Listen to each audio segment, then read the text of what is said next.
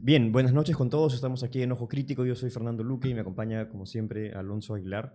Y hoy día vamos a conversar de este terrible problema que está afectando a toda la población, que es el tema de las extorsiones, que también ha devenido en un legítimo y, de mi parte, me parece que absolutamente necesario paro por parte de los transportistas para quejarse de esta situación verdaderamente inaceptable, que es que ya no se puede trabajar con tranquilidad, sin miedo a que venga un extorsionador. Y a veces he leído ahora, por ejemplo, en el diario de Hildebrand, que hasta por 7 soles hay extorsionadores que están dispuestos a quitarle la vida a diferentes personas. Eh, Tenemos una situación gravísima, por ejemplo, de... Quiero ver aquí las cifras de, por ejemplo, San Juan del Urigancho tiene 782 denuncias, Cercado de Lima tiene 460 denuncias, Comas 328 denuncias, ATE 237. Entonces ha incrementado notablemente todo lo que vendría a ser el problema de las extorsiones en el país hasta límites insospechados, ¿no? Otras cifras que nos pueden dar una idea de cuál es la situación es que el SINADEF revela que en el 2024 ya se superó la cifra de asesinatos de todo el 2023. Hasta la fecha van 1.493 asesinatos en relación a estas extorsiones y a este crimen organizado, mientras que en 2023 hubo solamente 1.431, que ya es un montón, pero digamos que estamos en octubre y ya se superaron esas fechas, por lo cual estamos indiscutiblemente frente a una ola de violencia muy grave. Y creo que una de las cosas que a mí me gustaría conversar y tratar de analizar es que cuál es el problema que está detrás de estas extorsiones. A mi gusto es que obviamente lo que tenemos atrás es crimen organizado. Es decir, gente que ha construido una red de influencias que está jerárquicamente estructurada, que además tiene como objetivo principal conseguir el mayor poder posible a través del terror, a través de la violencia, a través del crimen, a través de la intimidación y evidentemente únicamente para posicionarse en un nivel de poder. Eh, yo estoy de acuerdo en considerar a estos grupos de extorsionadores como grupos terroristas, básicamente. Claro, por lo general no van a tener el matiz político que podría tener el MRTA o el Sendero Luminoso, ¿no? Que de alguna manera avalan de manera totalmente legítima sus acciones terroristas con un matiz político, Claro. o de mejorar el mundo, algo por el estilo, que no lo justifican, pero ni un segundo. Estas mafias organizadas no tienen ese discurso y creo yo que por eso también están menos ideologizadas hasta cierto punto, pero no por ello son menos peligrosas. Es más, Claro. hasta podría decirse que también por ello son mucho más peligrosas. ¿Y cuál es el problema? Es que ya estas mafias han ingresado a un modo de vida criminal que ha pervertido por completo su esencia. Y me parece que es casi imposible que sean capaces de abandonar el crimen. ¿Por qué? Porque este crimen les ha permitido, sobre todo a los líderes de estas mafias, gozar de un nivel de poder y de estatus que ningún otro trabajo común y corriente les va a poder ofrecer. Sí. Entonces, ¿por qué renunciarían? En realidad, la dinámica inevitable a la que se van a someter estos grupos es a solo dos posibilidades. O caer presos, cosa que obviamente no van a querer porque el castigo va a ser muy severo y van a perder todo lo que consiguieron, o incrementar su poder hasta límites insospechados. Esa es la tendencia que va a tener el crimen organizado por su misma dinámica y por su mismo metabolismo interno. Entonces, si no se tiene eso presente y si no se entiende que tienen que tomarse medidas absolutamente radicales frente a esta ola de violencia que demuestra que están ganando un poder desmesurado y que podríamos terminar en una situación como la previa a la llegada de Bukele, que tenían 70.000 pandilleros en control del 85% del territorio a nivel fáctico del estado de Salvador. 70.000 pandilleros, que es un ejército, literalmente, en un país de 6 millones de habitantes. Y gracias a la llegada de Bukele, del que ya hablaremos, eso ha desaparecido. Se ha desarticulado por completo y esperemos que se mantengan las medidas necesarias para que eso se mantenga en el tiempo y no vuelva, porque obviamente la idea es no solo desarticularlo, sino prevenir la llegada de movimientos de ese tipo. Entonces, la situación es muy severa porque este crimen que está creciendo es un círculo vicioso y va a hacer que dichos criminales tengan solo un objetivo: incrementar su poder hasta el punto de que su poder, el poder de estas mafias, realmente logre rivalizar con el poder legítimo del Estado. Y eso, en lo que deviene, si no estamos ya en una situación así, es en un Estado fallido. Claro. Un Estado fallido que en la ley y en la Constitución te dice que tiene poderes, separación de poderes, que es una democracia, que funciona, que va a haber votación, etcétera. Pero en el fondo, materialmente, un análisis realista lo que te va a demostrar es que ese Estado en realidad es papel mojado y no sirve de nada. Y por tanto, ¿quiénes son los que más sufren? Porque esto es lo más importante. Sí, claro. Los que más sufren son obviamente la gente con menos recursos, Sí. porque esos criminales atacan a la gente más vulnerable, no atacan Claro. pues, a la gente que tiene mucho dinero y que va a Claro, poder a las utilizar MIPYME. su poder para defenderse. Entonces, mientras no se tenga presente que es un mal que afecta principalmente a las clases más desprotegidas y más vulnerables, entonces tenemos un problema muy serio. Y con esto yo quisiera también terminar un poco lo que quisiera reflexionar de cuál sería una posible Claro. solución. De parte, por ejemplo, bueno, yo soy un artista, ¿no? O sea, yo trabajo como actor hace mucho tiempo y siempre he creído que como artista uno también tiene que tener una sensibilidad política. Creo que también hay un rol por parte de los intelectuales de empezar a pensar cuál es una posible solución. Y en un caso como este, para mí la solución solo puede ser radical, y radical en el sentido etimológico de la palabra, de pensar en una solución que vaya a la raíz del problema. Y en ese sentido, yo lo que quiero plantear, y lo quiero plantear siendo plenamente consciente de lo que este planteamiento significa en su mero realizar, meramente articular este planteamiento, ya para mucha gente va a ser considerado indignante, funable, ¿cómo es posible que alguien diga esas cosas? Y es plantearse hasta qué punto la democracia en el Perú ha tenido un efecto positivo para nuestro país. ¿Y por qué no tener presente que es muy posible que haya sistemas de gobierno, no necesariamente democráticos, con cortes quizás más autoritarios, pero no usando esa palabra con el modo peyorativo con el que se suele usar, sino entendiéndolo como, por ejemplo, como casos de Singapur, o el caso de China, o el caso de Emiratos Árabes, que no son democracias, pero no por ello son gobiernos menos legítimos. Yo no me atrevería a decir que el gobierno chino no es legítimo, ni que el gobierno de Singapur no es legítimo. O que quizá la gente sea menos libre. O que sea menos libre, porque además, claro, son menos libres quizás porque en alguna medida hay algunas leyes que les impiden ciertas cosas, pero en términos positivos son pueblos infinitamente más prósperos que el nuestro, infinitamente más poderosos, infinitamente menos pobres, y por tanto eso le da a la gente a nivel material, que al final a mí me parece que es lo más importante, Sí, claro. más prosperidad, más dignidad de vida y más capacidad para defenderse de amenazas internas o externas de gente que quiere el mal de tu pueblo. Entonces, yo lo que no entiendo, y ya con esto voy cerrando, es cómo es posible que no se esté pensando muy en serio por parte de quienes tienen la capacidad intelectual para formular un pensamiento, por qué durante 200 años estamos defendiendo un sistema democrático liberal burgués que no ha traído ningún triunfo en ningún momento de la historia para nuestro país. O sea, si tú revisas la historia del Perú, es una seguidilla de fracasos y de miserias y de corruptelas y de ridiculeces y de humillaciones, la máxima en el caso de la guerra con Chile, donde había gente que decía en las calles que preferían a los chilenos que a Piérola. Sí. Entonces, ¿me entiendes? Esa increíble anécdota a mí me hizo entender cuál es el problema, y es que no hay unidad. No, en absoluto. En absoluto. Tomando el ejemplo de la guerra del Pacífico, habían poblados en la sierra donde iban, vamos a defender el Perú, y la gente decía, ¿qué es el Perú? Claro. Han pasado más de 50 años de la independencia y todavía no se sabe qué es el Perú, ni tampoco es la conciencia de que a este territorio se le conoce como el Perú, en distintos lugares. Sí, bueno, yendo hacia lo que estabas comentando sobre el papel del Estado, es que justamente cuando aparecen estas, bueno, vamos a llamarle mafia, aunque la palabra no sería mafia, porque la mafia es el crimen organizado al que conocemos como el italiano, pero cuando aparecen estos crímenes organizados, o estas sociedades de crímenes organizados, normalmente está caracterizado por un descontrol estatal total. Si me voy al caso italiano, por ejemplo, para ponerlo en lo más famoso que podemos conocer, es a partir de la época de la unificación italiana, que es, así como todas las grandes revoluciones, son sumamente sangrientas y son sumamente caóticas.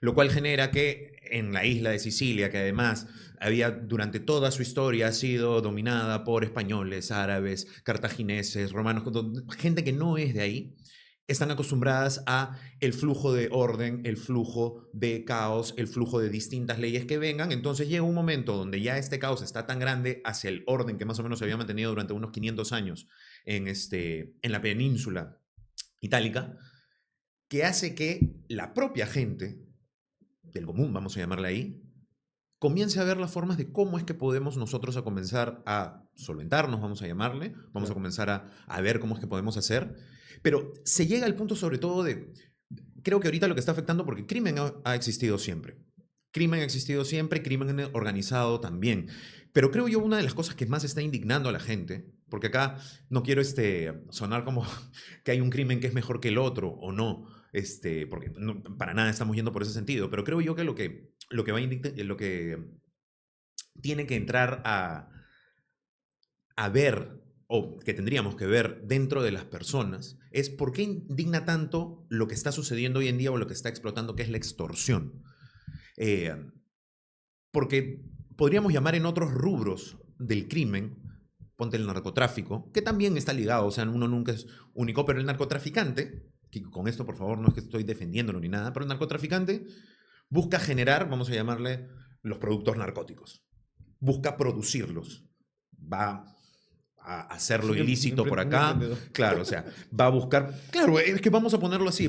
Te lo pongo desde el punto de vista de que está haciendo algo. Por más de que sea totalmente ilícito, que nocivo, haga cosas muchísimas, muy malas como matar, robar, o sea, quitarle cosas a las personas para poder lograr lo que tiene. Pero el caso de la extorsión es simplemente vengo y busco mi mejoría económica en función de tu detrimento económico.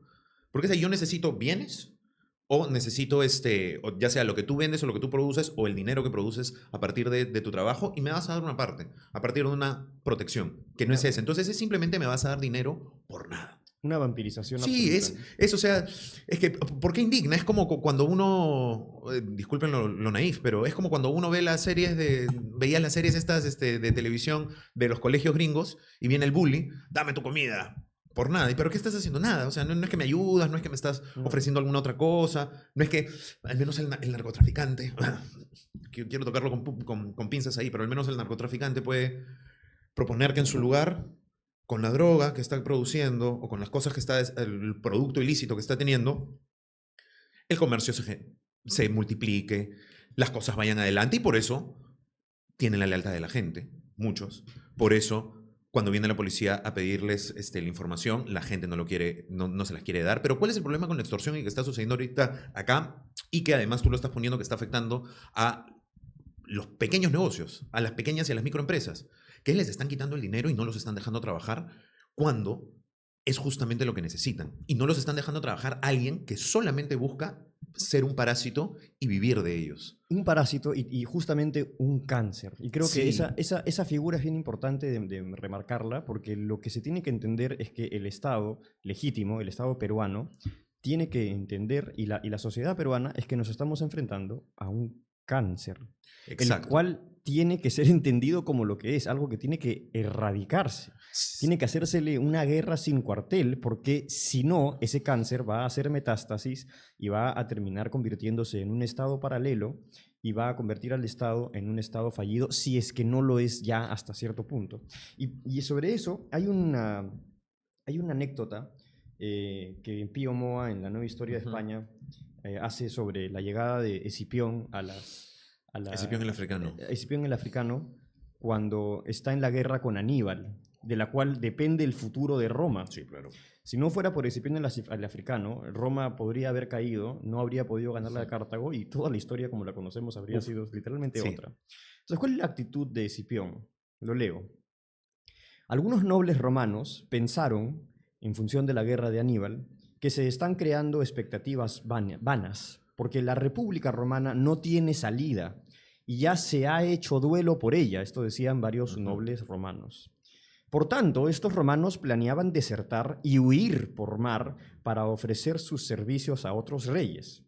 Al conocer estos propósitos, los otros jefes romanos indecisos propusieron deliberar, pero Escipión rechazó cualquier discusión, arguyendo que donde se piensan cosas como esas de huir, hay un verdadero campamento enemigo dentro de las filas romanas. Por ello fue con algunos fieles Escipión a la tienda donde hablaban los partidarios de huir y desenvainando la espada, Sobre la cabeza de los asistentes dijo: juro por mi conciencia que lo mismo que yo no abandonaré la república del pueblo romano, tampoco consentiré que lo abandone ningún otro ciudadano. Exijo que con las mismas palabras juréis los presentes, porque quien no jure sepa que mi espada está desenvainada contra él. Los presentes, aterrados, juraron y se entregaron a la vigilancia de los hombres de Escipión. Mira, para mí es muy sencillo. O aparece una persona así, o estamos simplemente... no hay ninguna solución más que esa. Porque... Wow, sí. O sea, en ese sentido estoy de acuerdo. Porque y es algo, todo, sí, pero es que es algo que la verdad... O sea, esto está siendo como la erupción del volcán, vamos a llamarlo así, pero el volcán viene cociéndose desde hace tiempo. Claro que sí.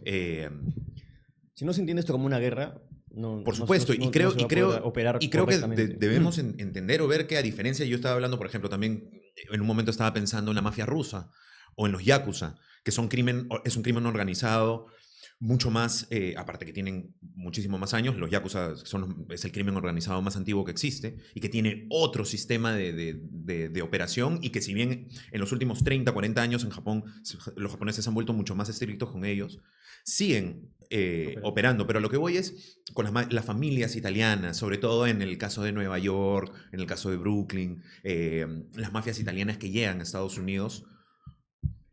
El gran periodo de terror que existe con ellas es justamente entre las guerras entre ellos. Y eso es algo que quizá, por supuesto, tenemos acá en algún sentido, pero esto solamente está comenzando, porque dentro de este caos, en las múltiples zonas de Lima y del Perú, están habiendo pequeños grupos, algunos no tan pequeños, algunos que tienen conexión con otros países, que tienen conexión incluso interprovinciales, pero que se están haciendo de pequeñas o de grandes cantidades de negocios. ¿Qué va a pasar cuando, como un reino, qué va a pasar cuando yo quiero la zona de acá? Va a comenzar a ver la real matanza. Por supuesto. La real matanza, y ahorita ya estamos en un, como tú bien has dicho al inicio, en un periodo y en un estadio donde la muerte es pan de todos los días. O sea, me sorprendí ayer al ver una noticia que la morgue está diciendo ya no tenemos capacidad. No tienen capacidad. Porque, wow. Tal cual. O sea, hay un señor que es parte del paro de transportistas que tenía un cartel que decía: esto lo estoy haciendo por mi hijo, porque lo han asesinado el otro día, porque no quiso aceptar unas extorsiones de unos mototaxistas. Eso también está en Hildebrand. Y casos como esos, o sea, hay, pero... Y claro, por mayor. Y tú lo ves por las extorsiones que van desde los 150.000 soles hasta los 7 soles. Hasta los 7. Eso también me parece ya, o sea, de un nivel tan ínfimo, o sea, que alguien esté dispuesto a matar por una cantidad tan ridícula, significa que verdaderamente hay una perversión de la mente que no se puede concebir como otra cosa que como un cáncer terminal. Porque o sea, hay que ir a acabarlo. Nos van a matar a nosotros. Así es. Y matándose entre ellos hasta que queden, pues, sus 4, 5, 6 grupos que mantengan un orden del caos. Que es un poquito como las familias italianas que podríamos llamar en el Nueva York de los años 40, 50. ¿Cómo solucionar eso acá? ¿O qué casos tenemos? Porque también, y como para ir hacia Bukele, que es quien estaba ahí, también entender que las maras que nacen en Estados Unidos, claro, pero en función de esta diáspora que sale de El Salvador a partir de la guerra civil, y que Estados Unidos los observa y dice: wow, esto ya está, se los devolvemos. Y con razón. Y claro, entonces, en un periodo de la guerra civil del 79 al 92, o perdón, del 76, 79 al 92. Pero luego Clinton los deporta a todos. Claro, y luego, luego un periodo desde el 92 hasta hace 3 años con Bukele. Que van 5 años. Pero creo que de la declaración fuerte y todo lo demás. Claro, más o menos son unos 3, 4. En 2020 es donde entra la Asamblea Legislativa donde ya entra con soldados. Así es simple. Desenvainado. Claro, porque tienes un periodo de casi 30 años donde tus muertos, tu sociedad, tus negocios, tus niños, o sea, esto de que... O sea, es como que... En 2015 había 106 asesinatos por 100.000 habitantes. No, pues, pero que te digan que te vas a quedar a tu hijo. En Haití, que es una de las sociedades más peligrosas del mundo, hay 50. O sea, para que entiendas el nivel al que había llegado El Salvador. Y cuando llegan a ese nivel en el 2015, se empiezan a tomar medidas drásticas que se llaman mano dura, mano durísima, etcétera, Sí. pero claro, no llegan a bajar a más de 50. Y cuando llega Bukele, en el 2019, ya había 36 asesinatos por 100.000 habitantes, lo cual es una barbaridad. O sea, eso colocaba a El Salvador como el territorio más peligroso Sí. de toda la región hispanoamericana. Y Bukele hace un plan de 7 fases en el cual hay diferentes momentos. Hay un momento en el que tiene que incursionar en las cárceles, tomar control de las cárceles, cortar todo nivel de comunicación que pudiera haber entre quienes están en la cárcel, jefes de las maras, que cooperan y además trabajan desde la cárcel y arman toda su estructura de crimen organizado desde la cárcel. Entonces corta todo eso. Luego hay una fase en la que establece una serie de medidas para incentivar a la población a que vaya a la educación, etcétera, pero también hay una serie de medidas de militarizar a la policía, de sacar préstamos. Y el problema del 2020 es que Bukele pide un préstamo para la fase 3 de este plan de control territorial, que ha sido un éxito sin precedentes, una hazaña en seguridad pública. Y pide 109 millones, la aprobación para un préstamo de 109 millones, y no se lo dan, y no se lo dan, y no se lo dan, y lo obstruyen, etcétera, hasta que finalmente, pues, saca al ejército y lleva y entra a la Asamblea Legislativa como Escipión, con la espada desenvainada. Claro. O me dan el préstamo, o esto es un ultimátum, es una amenaza. Sí, que es lo que hizo Singapur en su momento, con sus propios temas. Y la pregunta ¿es esto una actitud autoritaria? Yo te diría que sí. O sea, me parece que no es posible decir que es una actitud democrática, o sea, obviamente, ¿no? Pero el problema es que cuando tú dices que es una actitud autoritaria, está soslayado de por sí que es malo. Sí, claro. Que es como que está equivocado porque hizo eso. Pero lo que no se está entendiendo, y es fundamental que esté en el debate público, es que hay situaciones en las que no hay otra medida. Sí, sobre todo si tienes un grupo de asnos que están rebuznando, porque no son otra cosa, y en el Perú, que decir, hasta peor, que están rebuznando y que no tienen la menor idea, y no solo no tienen la menor idea, en muchos casos son o cómplices o de un nivel de ingenuidad absoluta que merece también que venga gente y te diga, no puedes seguir gobernando, no tienes el derecho moral, no tienes el derecho intelectual, no tienes nada, tienes que irte. Entonces, ¿quién puede hacer eso? Alguien que tenga unidad de mando. Así de simple. Alguien que tenga la capacidad de convocar y que al mismo tiempo también tenga la legitimidad del pueblo, y que Bukele la tiene. O sea, acaba de ganar con 81%. Sí, claro. de es que la realidad ideal, vamos a llamarla así, enfrentada a la realidad fáctica, o sea, la realidad ideal te llena el alma, te llena la mente, te puede generar un sentido de prosperidad interna, de querer ir, pero cuando te enfrentas a una realidad donde eso es imposible y donde hay seres, vamos a llamarla así, donde no cabe aquello que tú puedes estar pensando de valores universales, de todo lo que hay, porque ¿qué podemos hacer frente a ello? Yo creo que definitivamente sí también se necesita la mano dura, pero la mano dura... Un guante de oro con filo. Sí, ¿no? pero también... mano dura. O sea, a ver, complejicemos. ¿Cuáles serían los retos dentro del Perú? ¿Qué porcentaje de la policía, del ejército, de los trabajadores públicos, ni ponerme a hablar de instituciones privadas, llámense de las más prestigiosas, las más altas, hasta de las más improvisadas, tendrían que caer para que eso vaya? Porque también, retomando otros casos de crimen organizado, la ligación con el poder que hay necesita un equilibrio en el cual te dejo hacer lo tuyo y tú me dejas hacer lo mío. Claro. Que eso es algo que no está sucediendo acá y que tiene que ver también con los valores de la cultura que pueden haber ahí. Y nuevamente, con esto vuelvo a poner los puntos sobre las sillas. No es que estemos acá avalando tipos de criminalidad o avalando actos ilícitos o violencias, sino estamos poniendo en comparación a lo crítico que estamos viviendo hoy en día. Y que lo viven las clases más vulnerables. Sí, por supuesto. Porque tienen menos acceso a dar su opinión. Pero mira, dentro de nuestra realidad, que podemos decir es bastante cómoda, acá en Lima, y la nuestra. O sea, yo no, hasta ahorita no me he topado con ninguno de estos casos de ver, pero créeme que la sensación que uno Yo puede sí. sentir o sea, todavía no veo un encañonada, todavía no veo dentro de este contexto. De este contexto. A mí sí me han contado vecinos de Lince, Sí, porque trabajo ahí en Lince, claro, ayer que ya hay extorsionadores por ahí. justo te comentaba que hablé con la tiendita que está ahí abajo Claro. del teatro y la señora me dijo, felizmente a mí no, pero me menciona, la librería que estaba acá ya cerró, la tienda de acá ya cerró, porque dicen que les están extorsionando por 1.000 soles, 100 soles, 150 soles cada 2 días.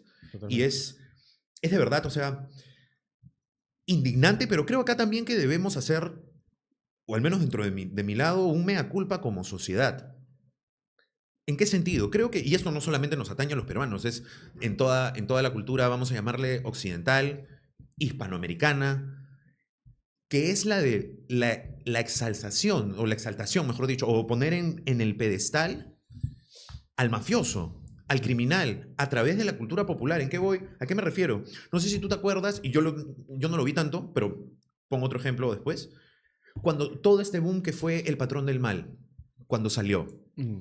Por lo carismático, no la vi. yo tampoco la vi, pero estaban en todos los memes, pero sobre todo, yo estaba en esa época, estaba en la universidad, me acuerdo cómo él habla de la novela, que es el habla del AMPA y de la criminalidad colombiana, del narco y del cartel de Cali y todo lo demás.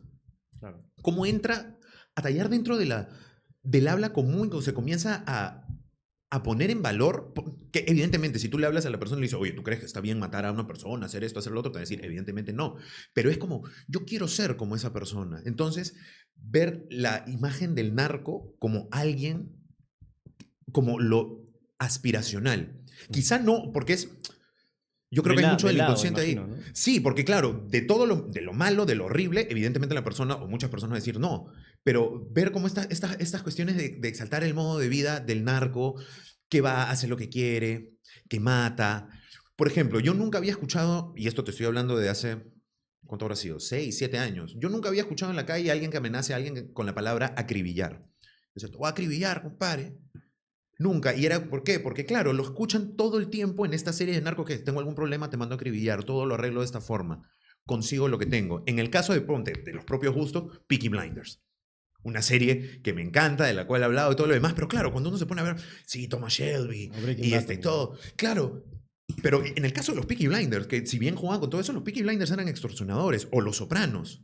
Claro. Yo tengo Tony Soprano, que es...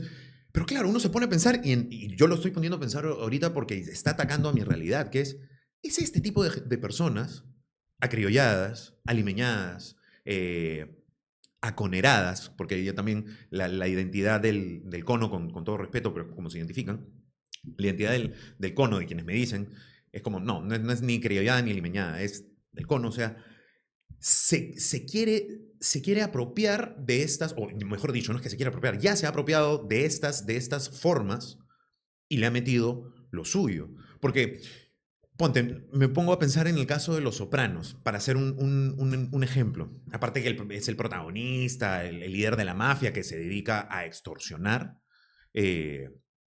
sobre todo en lo que una de las mafias o de las organizaciones criminales que más... Nostra, ¿no? Sí, de la Cosa Nostra, pero sobre todo acá tiene que ver con el rubro de Tony Soprano, que es de la construcción.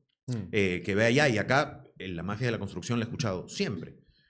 O sea, saber que, o sea, tú estás pasando por una construcción y todas las construcciones que están ahí saben que eso es lo que... Tengo muchos amigos ingenieros civiles y gente cercana que es arquitecto y sabe que en todas las obras va a venir una o dos personas que te dice para trabajar, pero claro, el maestro de obra que ya conoce eso le dice, ¿sabes qué? Págale y que se vayan, porque si no nos van a malograr las cosas. Claro, eso es uno en el lado de la construcción. Ahora se está yendo a todo.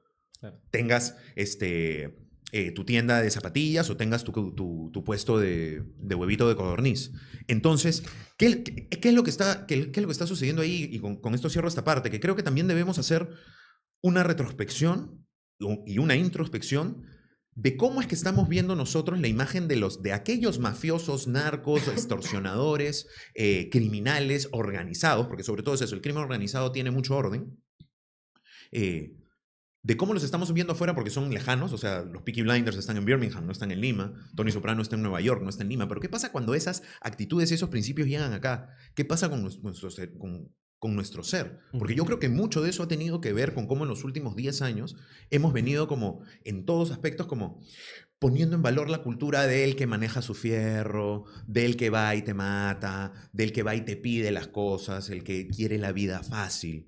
Sí, hay un momento en Los Sopranos que me parece muy interesante para entender la psicología de este tipo de criminales, que es que en las conversaciones que tiene con su psiquiatra, él se concibe a sí mismo y concibe a los mafiosos como soldados que luchan desde los inicios de la creación de la mafia italoamericana, como personas que luchaban por el bienestar y por la supervivencia de los italoamericanos.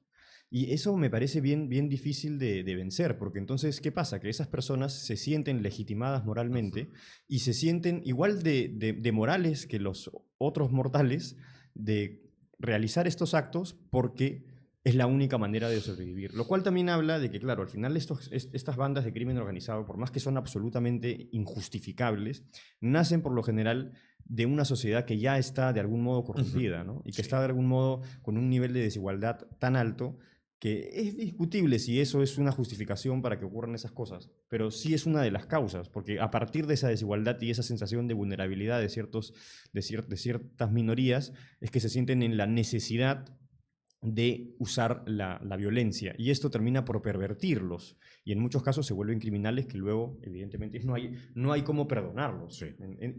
Quisiera decir un par de cosas. Me parece que una de las cosas más desoladoras, a mi gusto, es que en los, digamos, tres principales candidatos a la presidencia de 2026, que creo yo que son López Aliaga, Keiko y Antauro, yo no encuentro la más mínima capacidad moral para llevar a cabo una empresa como la que se necesita, ¿no? Sí, O sea, y además que Antauro... Humala es racista, es xenófobo. Yo lo he escuchado, o sea, yo lo he escuchado en una entrevista con César Hildebrand hablar del verbo de Manco Cápac, Sí, que para sí, mí sí. es tan delirante como que un egipcio te diga que va a tratar de fundar una nueva civilización en función del Sí. verbo de Tutankamón. Sí, sí, sí, no, y O aparte algo por el con estilo. un conocimiento del incanato y del tahuantinsuyo y del huacanismo basiquísimo y Muy erróneo. básico, y además, erróneo muchas o sea, veces. Además, por último, Tutankamón tuvo una hegemonía de 3000, o sea, el imperio egipcio tuvo 3000 años. El verbo de Manco Inca es simplemente una invención de este hombre, y eso me parece muy peligroso. Siento que es un fanático y un resentido Sí, social. sí, pero... que tiene mando, eso es lo peor, eso es lo más peligroso. Sí. O sea, que tiene fuerza. Pero no ahí, la tienen ahí yo los diría, en los últimos meses, Antauro está desaparecido. Ya para mí, antes, y lo hemos hablado hace unos meses, siempre ha sido como, wow, Antauro, tener cuidado. Pero ya ahorita, para mí, está pasando como un poquito como un payasito Bueno, también. Ojalá que se quede, ojalá que se quede así. Luego Aunque en algunos momentos sabe? decía, pero quizá este brother sea el único que nos va a dar 40% quizá de más cagada. Pero quizá en el otro 60% soluciona aquellas cosas que ninguna de otras personas pueden solucionar, que tiene que ver con el hecho de manejar fuerza. O sea, sí siento que tiene fuerza, pero me parece que es una fuerza que se va a usar de mal. poder coercionar. Porque claro, no basta tener la fuerza de mandos, tienes que también tener una serie de ideas una que estén visión, en contacto con la visión, realidad, ¿no? Y un plan eficiente. Claro, porque nada sirve controlar el barco si el barco se va a hundir. Luego, o sea, y a eso iba, ¿no? Luego está Keiko, que me parece que lo que demostró frente a Kuczynski y este revanchismo obstruccionista que devino en toda esta crisis que luego nos ha traído como 3 o 4 presidentes en 5 años. En la última década es el ser humano para mí que más daño le ha hecho al Perú. O sea, ha mantenido ese revanchismo. Entonces no tiene autoridad, no tiene tampoco la autoridad moral, y no ha demostrado que verdaderamente esté al servicio del país, sino más que todo al servicio de sus intereses. Y finalmente está Porky, que, bueno, o sea, me parece que también es un personaje con una enorme cantidad de falencias. Yo no siento que pueda inspirar, siento que quizás...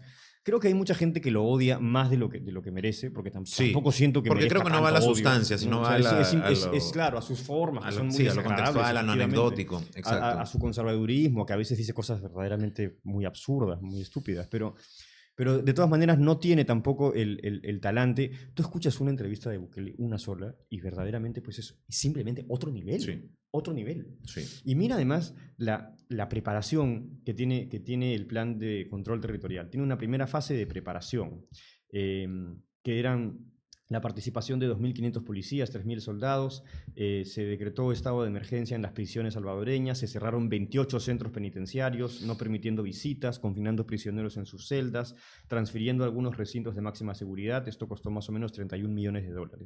Luego la segunda fase son las oportunidades, que también es clave. O sea, está dentro del plan el ofrecerle oportunidades sobre todo a la población joven para que puedan empezar a trabajar.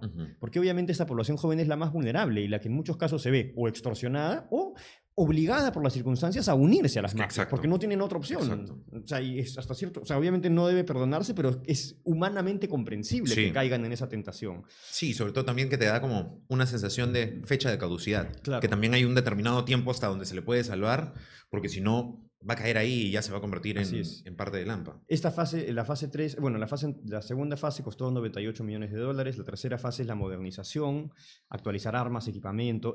Para esto se pidió $109 millones, no se los quisieron dar y Bukele finalmente mandó a las Fuerzas Armadas. O sea, entró a la Asamblea Legislativa con un ultimátum con las Fuerzas Armadas atrás y exigiendo que se tomara en cuenta el artículo 87 de la Constitución que le ofrece al pueblo la posibilidad legítima de hacer una insurrección contra un grupo de gente que está obstruyendo el beneficio y la prosperidad del país. Luego, la fase 4 es la incursión, que es el contingente militar de la Fuerza Armada y que ingresan a los territorios dominados por las pandillas, que recuerdo, controlaban las pandillas con 70.000 pandilleros, un ejército, el 85% del territorio. O sea, eso es simplemente, la guerra está perdida ahí, o sea, tienes que entrar con todo. Luego la fase 5, la extracción, que son, en palabras de Bukele, para hacer esa fase 5 más exitosa hemos iniciado parte de lo que aprendimos en el cerco de Comasagua, que es cercar a los pandilleros. Porque claro, cuando no los cercas, se escapan o encuentran la manera de salir adelante. Los cercas y de esa manera, poco a poco, vas logrando identificarlos. Una manera fácil de identificarlos es que han tenido la suerte de que la gran mayoría de pandilleros de la Mara Salvatrucha o de la MS o del Barrio 18 se tatuaban. Se tatuaban en la cara que soy de la Mara Salvatrucha, que hace que... Y claro, ahí viene el tema, que no es menor el tema, de que hay alrededor de 5.000 denuncias de arrestos arbitrarios. Sí. Y probablemente, no creo que Bukele ni siquiera lo niega. O sea, son errores. Pero si alguien cree que uno puede enfrentarse a 70.000 pandilleros que controlan el 85% del territorio de la nación a nivel fáctico, y tú pienses que no va a haber errores, y no tener la capacidad para entender que además esos errores, primero que no incluyen una baja civil, no han muerto civiles en esta operación que, como dice Bukele, ha sido masiva, pero no brutal. Y en cuanto a las torturas, a ver, evidentemente es terrible que haya habido gente que era inocente y que ha sido metida a cárceles, que todos hemos visto los videos, que los tratan bastante mal. Ahora, ¿cuál es el problema? ¿Por qué los tratan así? ¿Por qué Bukele tiene que amenazar y decir no te voy a dar un solo arroz? Porque cuando Bukele ha empezado a hacer este plan de control territorial, las maras no han dicho, mira, bueno, vamos a dejarnos arrestar. Han empezado a cometer todo tipo de ataques violentos contra la población de manera completamente indiscriminada. Entonces, mientras el Estado tiene la responsabilidad de ir a atacar directamente a las maras, las maras y M18, Barrio 18, tienen la capacidad, como son criminales, de ir a atacar a quien sea. Sí. Y eso fue lo que pasó más o menos en la fase en la que se aplicaba. Hubo un momento en el que, y ahí fue donde ya Bukele reforzó donde salieron todo. A matar indiscriminadamente. Mataron a 85 homicidios en un solo día, durante 3 días seguidos. O sea, y entonces es como, ¿qué haces con eso? Sobre todo si ya están entrando a ese nivel de perversión. Solo hay una posibilidad. O sea, ir más a fondo y de manera más radical, que es lo que hizo. Entonces, por ejemplo, yo cuando a veces escucho a Juliana Oxenford insistiendo una y otra vez en que sí, hay ciertos triunfos en las medidas de... Esto es una hazaña sin precedentes. Pasar de 36 homicidios por 100.000 habitantes a 2... y hacer que tu país pase de ser el territorio más peligroso de Hispanoamérica a hacerlo más seguro que Francia y al nivel de Lituania, Estonia, que son esos países donde llegas y parece un cuento de hadas, y llegar a eso en 3 o 4 años, con poco dinero, sacando préstamos, con obstrucciones por parte de la gente de tu Congreso. O sea, y llamar eso, sí, algunos triunfos que ha tenido eso es simplemente mezquindad. Sí. Mezquindad pura. Sí, y creo que la molestia que genera ello, porque a mí también me genera una suerte de molestia ello, es que justamente no se ve lo fact, simplemente se ve el principio. Y como va en contra del principio como tal, no importa los resultados que estén obteniendo, yo lo niego. Y lo niego y no reconozco las cosas como son. Y me parece que además es un juicio, sí, quizá va a ser funable, pero es un juicio clasista.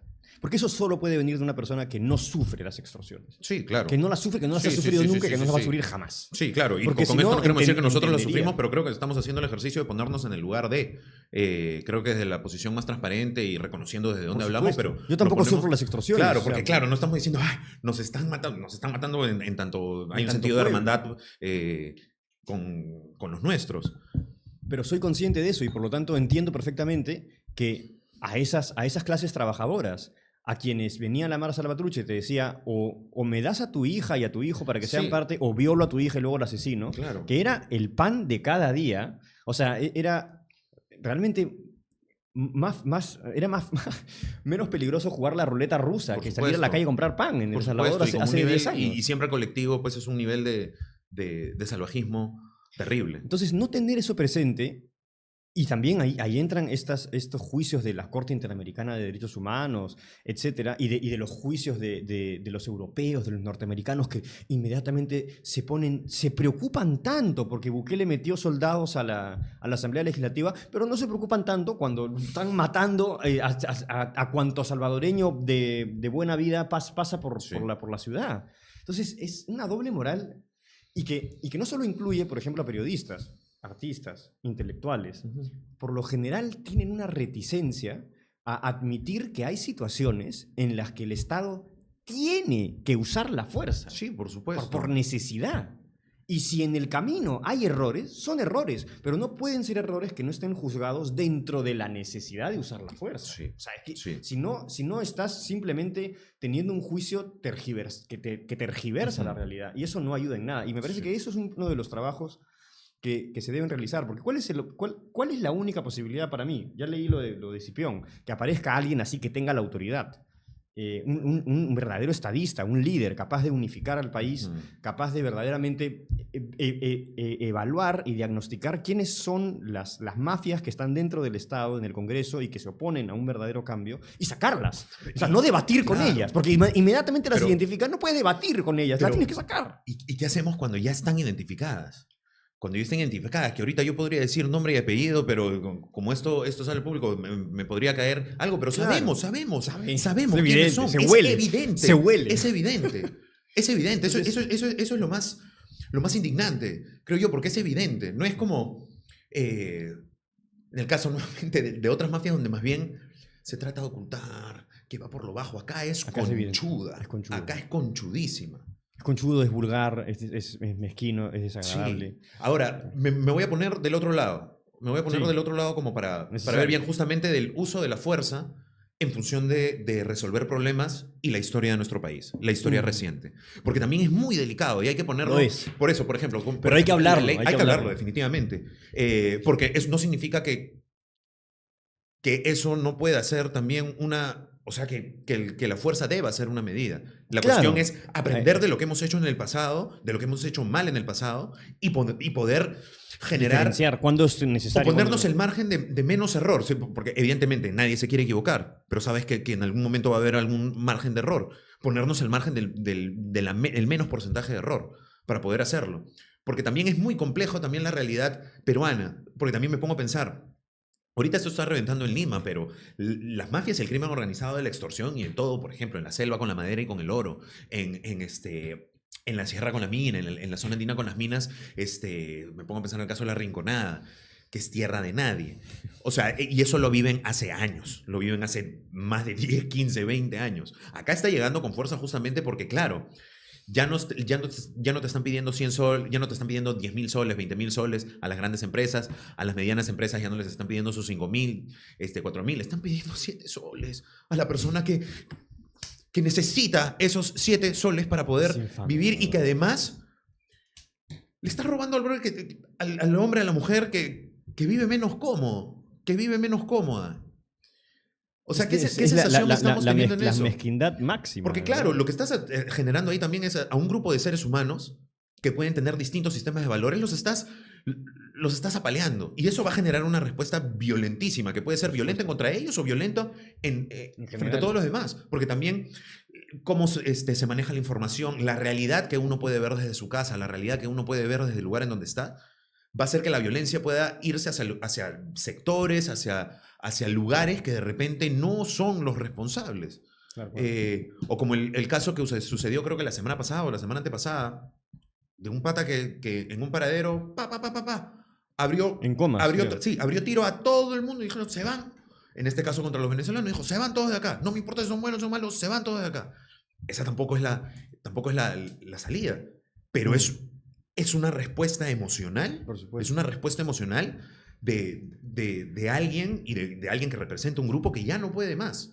Que ya no puede más. Y si a eso le aumentamos el absoluto y nauseabundo detrimento que ha habido en el orden de las fuerzas políticas, de las fuerzas militares, de las fuerzas policiales y su legitimidad frente a la población, que ya era ínfima, que ya era mínima, o sea, que ya era una nada, a esto. O sea, estoy seguro que en nuestro tiempo de vida jamás hemos visto una situación así. Como esta ninguna. Ninguna. Claro, no hemos vivido el terrorismo político. Claro, imagino que ese es el tema, ¿no? Yo siento que es algo que podría devenir, quizá no en esa magnitud, pero algo cercano. Y no hay ni que acercarnos. Sí, y porque además toca algo más fuerte dentro en la sociedad moderna que la política, que es el dinero. Claro. Que es la extorsión, o sea, y por eso también, o sea, esta ley que querían sacar, que ya se la bajaron, del terrorismo urbano, este decreto, para poder sistematizar y poder tener... Claro, que esa es la respuesta de las autoridades. Y claro, ¿no? y ahora es la criminalidad sistematizada. Yo hoy estaba escuchando a Rosa María, claro, a ver, como parafraseando, que han puesto qué entra en criminalidad sistematizada y cuál es la pena, que le pueden dar hasta cadena perpetua a un sujeto, una persona que con un arma de fuego genere violencia o que haga actos violentos y el cual genere estupor en parte de la población. Entonces, en ese sentido decía que alguien que saca una pistola y apunta a 2 personas ya generó estupor en parte de la población con un arma de fuego y lo hizo deliberadamente y todo lo demás, que ya es cadena perpetua. Tampoco es eso, pues, porque si no, no hay forma de poder, también desde las leyes, poder generar una mejor forma de poder identificar y atacarlos, porque ahora toda esta revuelta que ha habido desde hace ya unos 2, 3 meses con el cambio de la ley del crimen, o bueno, con esto que ha salido de la ley del crimen organizado, que cambia lo que puede ser un crimen organizado en favor de quienes antes hacían lo que antes era el crimen organizado, es decir, ahora, por hacer lo mismo que es crimen organizado, ya no se te va a tipificar como crimen organizado, por lo tanto las penas bajan, la persecución policial baja y el orden baja. Y por supuesto. O sea, le dan el pase libre para que cometan más crímenes. Y claro, y por supuesto, y tú te das cuenta que cuando hablan los congresistas y se ponen a hablar y dicen, no, que esto no es así, lo que queremos es tipificar bien los delitos. Yo solo veo porque rebuznando ahí. O sea, porque dicen, esto no va a cambiar la criminalidad. Y por supuesto, acá estamos hablando del crimen organizado y creo que estamos envolviéndolo dentro del lado de la extorsión, nuevamente, como estamos viendo, porque criminales y crímenes han habido siempre. Porque también, o sea, aquel que te roba la cartera y se va corriendo, no lo puedes meter dentro de este aspecto. Porque también creo yo, sin por supuesto, perdonar ni legitimar ese acto. Pero es distinto. Es totalmente distinto. Sí. Una cosa es como los grandes, o mejor dicho, la tradición peruana de los grandes criminales, todo eso que podríamos encauzarlo en el bandolerismo, que es aquel que te roba, aquel que puede tener cierta organización, como el caso de Tatán, en los años 50 en Barrios Altos. La zona de Lima, que tenía incluso conexiones con Estados Unidos y cae, creo que por Estados Unidos, porque Estados Unidos lo estaba, algo tenía que ver con ello, tendría que averiguar mejor con eso, pero a lo que voy es, este tipo de bandolerismo, crimen, rateros, choros, a los que estamos acostumbrados o con los que hemos crecido, no se le puede comparar a lo que está sucediendo ahorita y hay que atacar a lo que está sucediendo ahorita y para mí es innegable que todo esto está sucediendo evidentemente por un descuido del Estado, una mala praxis del Estado, pero ya también por una corrupción y fetidez del Estado en sí. Y que lo vemos, pues, que se llenan de palabras y palabras y palabras y palabras y palabras y palabras y palabras que no valen nada. O sea, teniendo en cuenta todo esto, porque ya debemos ir cerrando, yo quisiera concluir con uno de los aspectos que me parecen que están un poco en nuestro control. Porque hay muchas cosas que están absolutamente fuera de nuestro control. Ahorita no tenemos poder para ir a cambiar el Congreso ni la Asamblea Legislativa. De verdad, ahorita estamos a merced de que verdaderamente en algún momento llegue alguien con la capacidad de unificar a todos en una guerra contra estas pandillas y este crimen organizado que está ganando poder real. Mientras no llegue ese estadista, ese líder, yo no veo mucha esperanza. Y no creo que ni Antauro Humala, ni Keiko Fujimori, ni Rafael López Aliaga tengan la capacidad para hacerlo. ¿Y un Debería estadista? llegar un outsider. Ojalá. Sí, pero yo a veces pienso que, o sea, por las condiciones en las que estamos y por las condiciones de nuestras propias fuerzas, creo que tendría que ver, no quiero que sea así, pero creo que esa figura vendría del lado militar. ¿Por qué? Porque el lado civil... Sería ideal que no. Sería ideal que no. Pero cuando los civiles que han podido llegar, como estamos hablando hace unos 3 programas con Fujimori, si Fujimori ya hizo todo lo que pudo hacer fue porque tenía los militares, así, hasta podríamos... No hay manera de que se pueda hacer sin militares. Claro, atrás, pero digo, no o sea, incluso hasta podríamos... Pero dirigido por una figura que no sea un militar, exacto, sino que tenga un contacto con el público como Bukele. O desde la sombra, también, porque podríamos decir que mucho de lo que se hizo en el gobierno de Fujimori se hizo desde el mando, desde las sombras del ejército, con el plan verde y todo lo demás. Hasta podríamos decir, Fujimori llegó por el plan verde y el plan verde es un plan militar. Está bien, y hay que ver pero justamente ahí hubo un nivel de corrupción que no debería volver a ocurrir. Porque como te porque dije, sí es cierto que hubo militar, resultados. Sí, claro, pero como te digo, para acabar con esto, ¿qué porcentaje del cuerpo militar tendría que irse? ¿Qué porcentaje del cuerpo policial? ¿Qué porcentaje de los trabajadores públicos o de los funcionarios, más que los trabajadores, los servidores, de los funcionarios públicos y de los políticos tendrían que irse? Pero claro, por eso, ¿qué cosa está en nuestro control? En tanto artistas, intelectuales. Primero, hacer un esfuerzo por verdaderamente poner a Bukele en el sitio que merece. Ha hecho hazañas.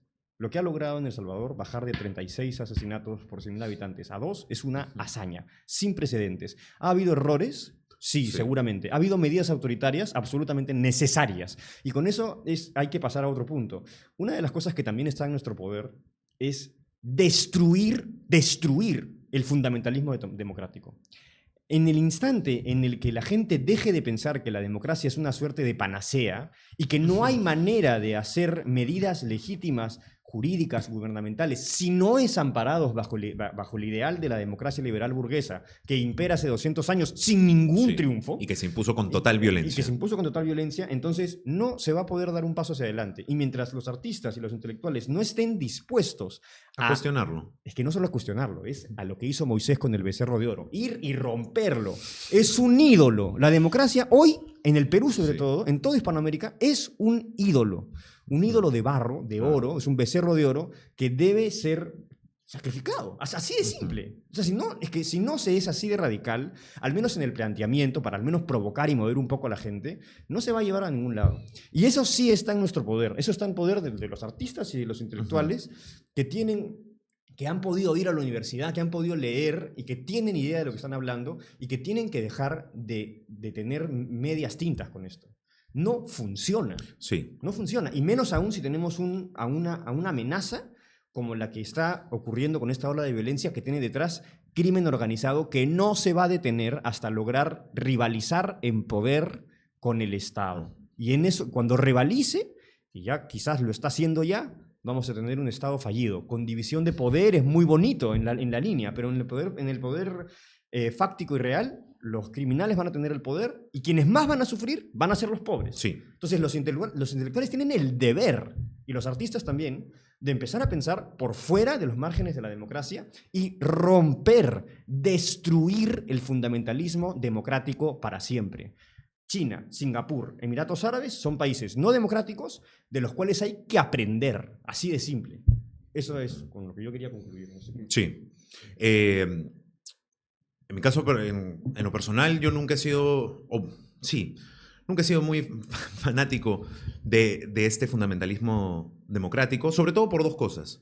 Creo que porque la primera se desprende el hecho de que lo que diga la mayoría es lo correcto, que es absurdo. dentro de este fundamentalismo, porque sí, evidentemente nos podemos hablar y todo eso, pero si tú llegas a las bases es porque dicen, no, es que lo que diga la mayoría es lo correcto y por eso se respeta la democracia. Y por otro lado también, que es que en la democracia todo el mundo tiene que estar feliz, porque si no, no es democracia. Y esta democracia ya no es democracia, como le cantan a Dina, que abajo. Pero qué desastre. Qué desastre, Qué qué vergüenza. Asco. Y qué pena que ella sea la primera mujer presidenta del Perú. Qué pena. Qué pena, de verdad. Qué pena. De verdad que es una gran pena. O sea, la segunda va a ser Keiko. Keiko. Es que es un mamarracho. Sí. Es un mamarracho con sus actitudes, es un mamarracho con todo ello. Es impresentable. Sí, yo democráticamente, está ahí por la democracia. Siguiendo esa línea, sí. Siguiendo esa línea y también para cerrar, sí considero que los valores democráticos nos llevan, creo yo, como veníamos hablando en otros programas, hacia tendencias en el ideal humanistas, que creo que es hacia donde tira, o hacia donde va toda la sociedad moderna o el mundo humanista en el sentido de la liberación y el desarrollo del ser humano en todas sus potencialidades, puesto dentro de sus contextos y dentro de sus culturas, porque cada cultura tiene su propio paradigma y sus propias formas. Pero poniéndolo con ello, también es curioso pensar que los gobiernos más importantes del siglo XX no han sido democracias. Por supuesto. Leguía, Velasco y Fujimori no han sido democracias. Y sin embargo han sido los que han tenido los efectos más críticos y relevantes en todo sentido. Por un lado el económico, por otro lado el social y el cultural, por otro lado el tecnológico, y estoy haciendo un balance de 80 años. Un antes y un después para bien y para mal. Sí. Por lo general siempre, o sea, ninguno de los tres logra ser incorruptible y eficaz. Uh-huh. En el caso de Fujimori podríamos decir que tuvo bastante eficacia, pero fue sumamente corrupto. Y en el caso de Velasco yo te diría que es exactamente lo contrario, sí. ¿no? O sea, bueno, no, creo que también hubo corrupción, sí, pero además fue sumamente ineficaz. Claro. O sea, realmente económicamente fue una debacle, un desastre. Porque... O sea, culturalmente tuvo algunos logros, etcétera, pero... Sí. Entonces, o sea, sobre todo es que alguien que tenga esas dos capacidades. Yo creo que no hay, para mí, es Bukele. O sea, el ejemplo, y por eso es que hay que revalorizarlo. Hay que revalorizarlo. Es muy importante revalorizar una figura es un ejemplo de que se puede. Es una figura hermana. O sea, es un país hermano, El Salvador. Sí, es un país hispanoamericano. Comparte nuestra cultura. Entonces, o sea, tener esta actitud mezquina hacia Bukele no ayuda, y eso sí está dentro de nuestro poder. Está dentro de nuestro control simplemente cambiar esa perspectiva. Y eso verdaderamente va a permitir que la población esté dispuesta a entender que puede haber soluciones que estén fuera de lo que se suele proponer, fuera del fundamentalismo democrático, que es, de nuevo, es como ser un talibán. Uh-huh. O sea, así como hay un talibán que lucha por Alá y por el Corán, los fundamentalistas democráticos son aquellos que creen que la única solución, como si fuese venida del cielo, son las medidas de la democracia liberal burguesa, que parten además de John Locke y de Adam Smith. John Locke, un negrero. O sea, hay que entender de dónde viene la democracia liberal burguesa. No es la panacea, ni mucho menos. Es un régimen interesante, tiene virtudes, hay cosas que se debe aprender de la democracia, muchísimas, hay cosas muy valiosas que se deben rescatar y que hasta cierto punto están instauradas ya en la conciencia de los pueblos, sobre todo de los pueblos hispanoamericanos, occidentales, etc. Pero esta frase de Churchill, por ejemplo, que la democracia es el peor de los sistemas, a diferencia de todos los demás, para empezar, Churchill también hizo cosas genocidas en la India, por supuesto. Entonces también, o sea, es interesante, es bonita la frase, es muy ingeniosa. Sí, aparte de la figura de Churchill también, o sea, el protagonista de ambas guerras mundiales. Así entonces, en Inglaterra, y seguramente tuvo sus grandes méritos, pero luego no tuvo ningún reparo en echar gases a las poblaciones indias y hacer acciones que los llevaron a una hambruna total. Claro. Entonces, o sea, yo no estoy de acuerdo con esa frase. Yo creo que sí se puede pensar en una manera distinta de abordar las cosas, y eso sí está en el control de los artistas y de los intelectuales. Pensar, ver qué se puede hacer, romper las estructuras, pensar fuera de la caja y encontrar soluciones que verdaderamente puedan favorecerle, sobre todo a la gente más vulnerable, porque es la que está sufriendo ahorita, ¿no? Pero con ello, y quisiera, ya para cerrar, ahora sí, es que en esa posición hay que ser muy consciente también de estudiar la historia nuestra y de qué ha sucedido cuando justamente se ha querido vivir en contra de la democracia, todo lo malo que ha sucedido, y por supuesto también quizá de lo beneficioso que ha sucedido. ¿Para qué? Justamente para no volver a caer en los, en los errores que hemos caído y también para comprender al interlocutor, aquel fundamentalista democrático, porque muchas veces cuando he podido hablar con estas personas que abogan por ello, que sobre todo algunas veces han sido profesores, personas que han vivido durante los 60, 70, 80, que te hablan, no, es que tú no has vivido, no usan tanto el argumento de tú no lo has vivido, pero es como que ten en cuenta que nuestro país ha pasado por una serie de procesos donde la democracia ha sido simplemente palabra y no se ha dado, donde muchos sectores la democracia nunca ha sido como tal. Entonces, compartiendo este punto de vista, también saber ponerlo dentro de la realidad del país y entender también que el Perú no es El Salvador, que El Salvador es un ejemplo de lo que se puede lograr, pero hay que hacer una chamba muchísimo más compleja, minuciosa y difícil por lo diverso que es el Perú a nivel cultural, a nivel geográfico, de cómo llegas a los lugares, a nivel de las labores y las cosmovisiones que hay, para que esta propuesta no se quede nuevamente solo en Lima y que en Lima se arreglen las cosas y que de repente en el exterior no, porque al final todo eso va a ser un círculo vicioso. ¿Qué va con el hecho de hablarlo, de investigarlo y de buscar? Y no se trata de darle un cheque en blanco a un personaje como Bukele. Si comete un error de aquí en adelante, habrá que denunciarlo. Si se corrompe, habrá que denunciarlo. Pero lo que es innegable es que hasta ahora ha logrado una hazaña sin precedentes. En lo que va del porque siglo, algunos, y no sé si es solo el siglo. Algunos te podrían decir, oye, pero ¿y si esto es parte de un plan macabro donde el brother se quiere poner durante 50 años? Ya, pero ¿y esto de acá funcionó o no funcionó? Así es. Exacto. Así Yo creo que eso es totalmente... Eso es un juicio objetivo, y necesario de hacer. Porque es el yin y el yang. Dentro de lo mal, o sea, ¿por qué lo menciono? Porque dentro de lo que aparentemente puede ser malo, puede haber algo bueno. Y dentro de lo que aparentemente puede ser bueno, definitivamente va a haber algo malo. Entonces, hay que sopesarlo y sobre todo ponerlo en la realidad de nuestro país y que acaben esta ola de matanzas que está asesinando y cagándole la calidad de vida a aquellos cuya calidad de vida ya es bastante precaria. Y poniendo en jaque al Estado. Poniendo en jaque al Estado, pero un Estado que parece que está de la mano con esto. Claro, también, efectivamente. O sea, ese ministro del Interior... Una pena. Un saludo a tía. Bueno, eso y evidentemente tratar de ver la democracia con ojos más fríos, más objetivos, reconociendo sus virtudes y reconociendo también sus inmensos obstáculos para solucionar problemas que el ciudadano a pie necesita con urgencia, sobre todo los más vulnerables. Bueno, creo que eso ha sido todo por hoy. Sí. Que pare la violencia. Sí. Pero quizá se necesita. Hay una frase japonesa que es: a gente malvada y violenta solo hay una solución. Gente buena, más hábil en la violencia. Esa me parece una frase irrefutable. Bien. Muchas gracias. Contra Mordor. Sí.